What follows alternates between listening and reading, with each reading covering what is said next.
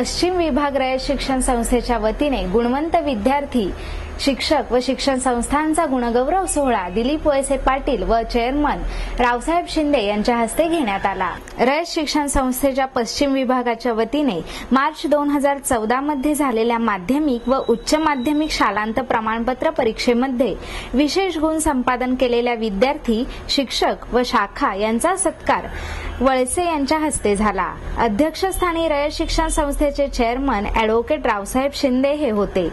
यावेळी पश्चिम विभागीय सल्लागार मंडळाचे चेअरमन ॲडव्होकेट राम कांडगे, सचिव डॉक्टर गणेश ठाकूर, मॅनेजिंग काउन्सिलचे सदस्य विजय कोलते, डॉक्टर अरविंद बुरुंगले, समन्वय समितीचे सदस्य हनुमंत वाबळे, चेतन तुपे, भगवान बेंडे, माजी आमदार सूर्यकांत पलांडे इत्यादी उपस्थित होते।